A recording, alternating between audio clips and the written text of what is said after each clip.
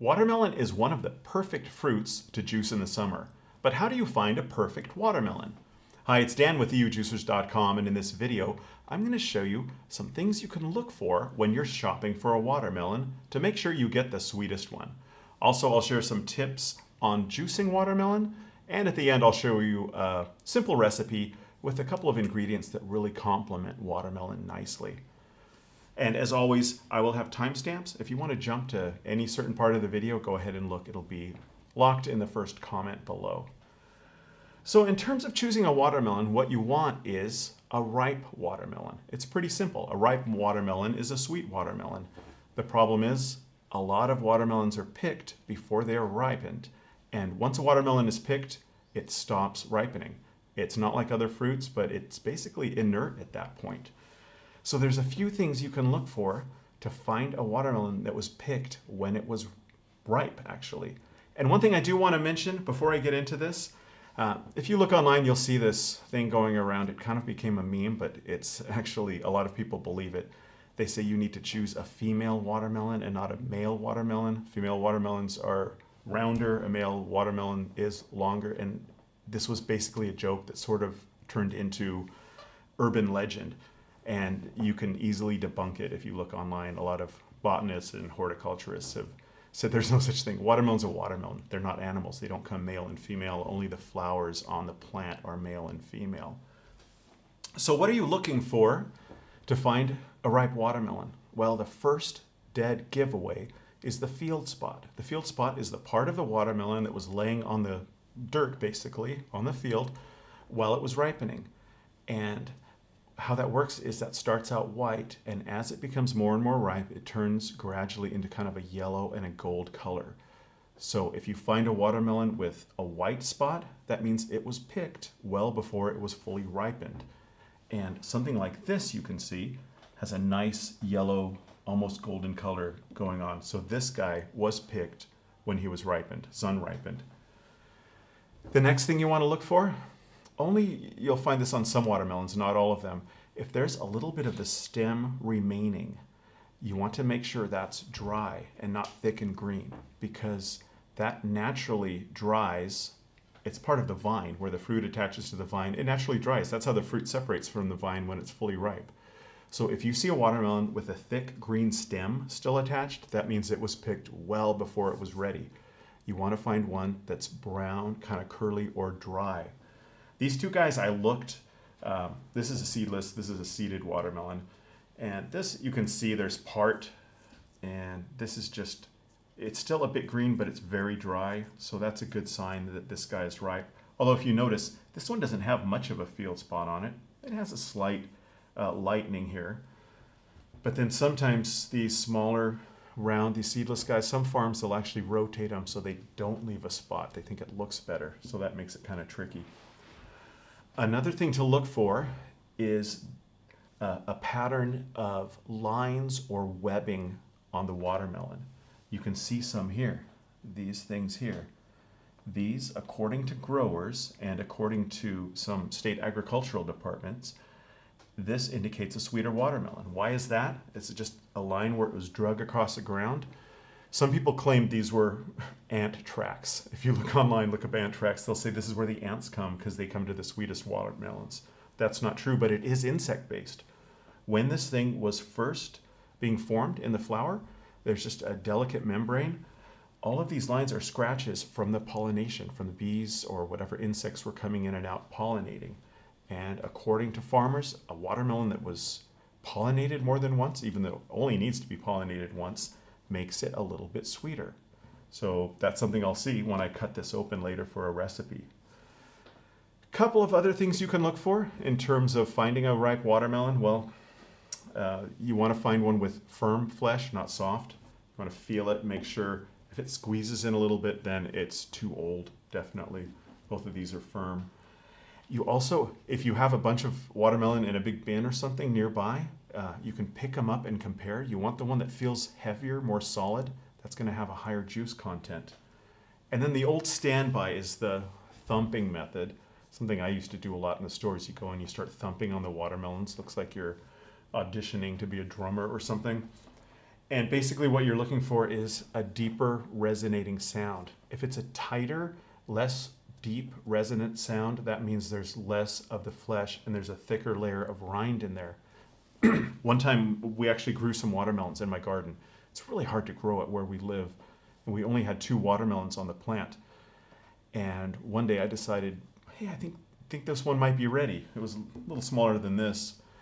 And I didn't thumb it, but I picked it, brought it inside, cut it, and inside was, I would say, 2/3 rind with just a little pink core in the middle. My wife came home and wasn't too happy. Said, hey, you just wasted half our watermelon crop. But had I thumped it, that would have been completely solid because it's that thick rind part going all the way through. Something like this has a little deeper sound, a bigger one, of course,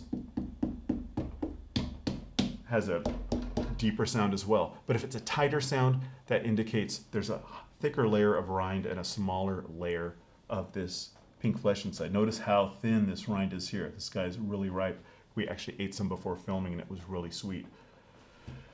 So those are some tips to look for in terms of finding a ripe watermelon. What about juicing watermelon? Well, the nice thing about watermelon is it's really high in liquid content, so it's going to juice well in any juicer. That even goes to high-speed centrifugal juicers, no problem. Watermelon gives a great yield in any machine and a great flavor. Really, the only difference is with a high-speed juicer, just keep in mind you're spinning at about 10,000 RPM. That's mixing in a lot of air. That's going to cause a lot of foam. It's also going to cause the juice to separate pretty quickly, probably within a half hour or so. So if you're using a high-speed juicer, just make sure to drink the juice right away. With a slow-speed juicer like this guy, vertical, horizontal, the juice should store up to 24 hours, even longer in a fridge, even longer if you mix in a little lemon or lime. That kind of slows down any sort of oxidation that could occur. Besides that, juicers will do equally well. Really, the only difference is the size of the feeding tube. How small do you need to cut the watermelon? It doesn't matter much because watermelon juices really fast. You don't have to push it much. It just takes an easy push. In a vertical, you don't even have to push it. Maybe those wide mouth verticals like the Omega MMV or the big mouth Kuvings EVO model, those have a little bit bigger opening, so that might be a little more convenient. But really, generally speaking, all juicers will do fine. So, do you want to just juice watermelon direct or mix with other ingredients? There's a lot of things you can add in. I'm going to cut this guy up and show you some things that complement watermelon really nicely. So I've cut up the watermelon ready to juice here. This is actually about 1/4 of that big watermelon that was sitting out here. One thing I want to point out with juicing watermelon is that was a seeded variety. This guy's seedless, and seeded is fine. There's no need to buy a seedless watermelon when you're juicing. People ask, hey, aren't the seeds going to mess things up? The seeds won't do anything. They'll actually help things flow through the juicer better. You know, the juicer's just going to filter out the seeds just as it filters out the pulp. So seeded watermelon is ideal for a juicer, and it'll save you a lot of money as well. Other people also ask, can you juice the rind of the watermelon? And if you look online, you'll see yes and no. I say maybe. If you've got an organic watermelon and if you cut it up into real small pieces and still make sure you wash it and go very slowly, then sure, you might get a little more juice. You will get a little more juice and some more nutrition. Personally, I don't bother. I cut off just the pink part. If there's a little bit of rind on, no problem, you know. But definitely the outer part, you know, that's where it's been sprayed. There could be chemicals there. You could scrub it all day, but I just feel better just juicing this part. And this recipe itself is just, like I said, about 1/4 of that big watermelon. It would be about the same as a small seedless watermelon. 1/2 of a cucumber. I peeled the cucumber. Again, you don't want to have that skin there unless you really clean it or you know that it's organic. And then 1 lime. And with lime, you can also slice it into small pieces, clean it real well, or as long as it's organic, and juice the rind as well. Just make sure with lime to cut it into very small pieces because that rind is kind of leathery. It can get in there and it can jam or even break a juicer. So again, with things like that, it's always better just to peel them and go. So I'm just going to mix these together, see how it goes. You know, cucumber and watermelon are in the same family. They complement each other. This is really a hydrating recipe, and it's a great one for hot summer days. One thing you could add to this also is mint. Mint goes well with watermelon and cucumber. I just forgot to pick some in my garden on the way to the studio. I'm using the Sana 727, and this has a variable speed. I'll set it to speed 3. I'm using the fine juicing screen just to get the maximum yield instead of the coarse juicing screen. And I am using this. Normally the Sana 727 comes with this Bohemian crystal glass. This is an optional 1 liter container just for making bigger recipes. Fits in there nicely. So I'll start it out. There's no particular order. I'll just kind of mix them as I go and see how it goes.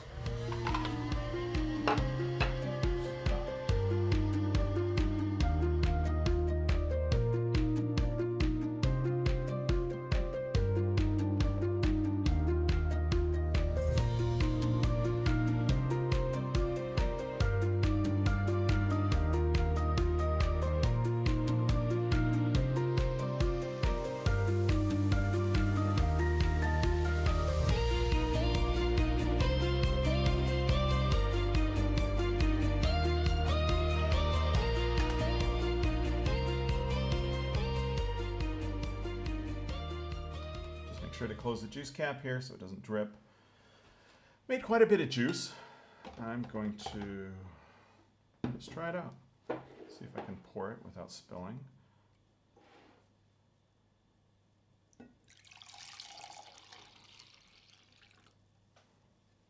And like I said, this is really good also with mint. There's a lot of things you can add to watermelon. Different citrus, limes would be good. But let's just see how it goes.